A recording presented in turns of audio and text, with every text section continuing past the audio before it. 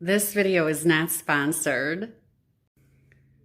Hi guys, welcome to Tina Takes On Scratch Cooking. Today we're going to take on making homemade Clausen dill pickles. My favorite pickles in the world and the only pickles that I'll eat. So I've got all of our ingredients laid out here and let's get cooking. Okay, seriously, this is the easiest recipe that you're ever going to make, and you're never going to buy store-bought pickles again. I guarantee it. So we're going to start with our pickling pickles. That's very important. You don't want to use regular cucumbers. You can if you have to, but I really like that there's no seeds in these, basically. So we're just going to chop these up. You can chop them any way you want. You can chop them in circulars if you want to put them on sandwiches. I like them in spears, so that's the way we're going to do them today. So just give them a real quick chop. That's it. You can do them in halves if you want. I'm the only one in my family who eats pickles, so I just do them the way I like them. And of course, if you have watched any of my videos, you know that is with a lot of garlic. This is a little guy, I'll just leave him whole. And this is a little bit bigger one, but I'm going to still just do him in quarters. Now, I came up with this recipe probably 15 years ago. I had a very, very big garden, and everything that went into my pickles was homegrown by me, including the garlic. So here we go. We're going to use 1 tablespoon of kosher salt, canning pickling salt. But if you don't have the canning, just use kosher salt, okay? A lot of people say that you have to boil the water or you know, actually put the jars into boiling water. You're going to see today, we don't do any of that. And these are fantastic. So I've cut all the hard stuff out of it and made this super simple, and they'll be ready to eat in 3 days. So to this, we're adding a half a cup of plain old white distilled vinegar, okay? And the next ingredient is my secret ingredient. Ooh, okay, I'm not left-handed. And that is distilled water. That's why you're not boiling the water. You're using distilled water instead. That way you don't have to wait for that hot water to get cold before you can put your pickles in.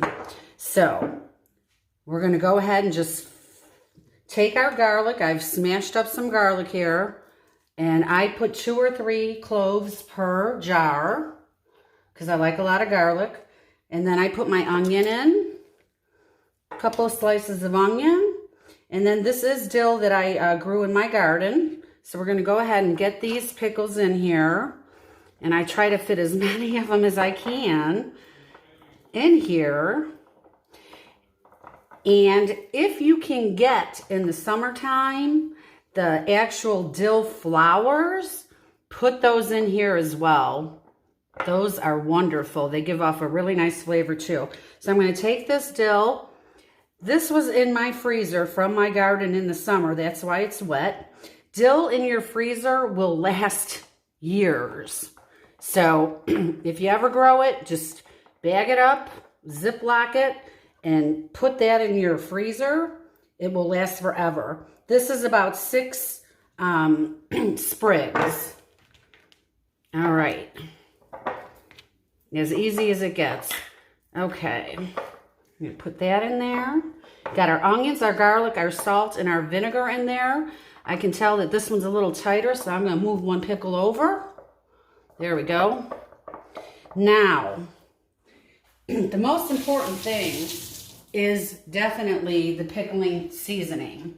And what I have found is the majority of pickling seasonings out there have cinnamon in there as well as clove. Now, I'm a big fan of cinnamon and clove in the baking world, but I don't want to eat them I don't want cinnamon in my pickles.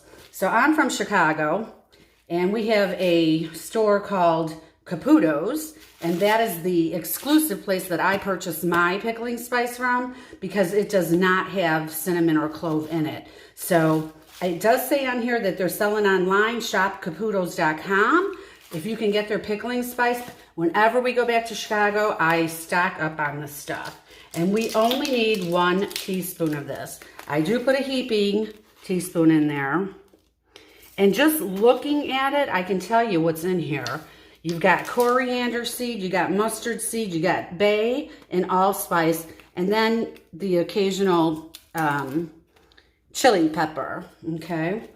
So, we're done. All we gotta do now is fill this up with our distilled water. We're gonna shake them up, and then we're gonna cover them, get them to the top. There we go. And that's it, you guys. How simple is this? You're going to put your lids on them. Make sure that it's nice and clean so you get a good seal. Okay, there we go. Nice and tight. Get that salt evaporating. Shake them up. And then all we got to do is cover these with a dark towel or cloth and put them in a dark room, such as, you know, your pantry or your closet, your laundry room, whatever. So what we're going to do is every day we're going to go and turn them upside down and shake them, turn them upside down for 3 days. After 3 days, they're ready to eat. Put them in the fridge and they will last as long as you can stay away from them, because they're really, really, really good. But they should last in the fridge. I've had them in there about 3 months. So cover them, keep them in a dark place, cover them with a dark towel, and that's it. We're done. Go in, shake them once a day, and then put them in the fridge after 3 days. It's really important that you do put them in the fridge after 3 days, because that will stop the fermentation process, so they'll stop getting sour. And at 3 days is, I think, just perfect. So I hope you enjoyed this video. I'm going to leave the recipe down in the description, and please like and share. Thank you so much. Look forward to seeing y'all soon. Bye.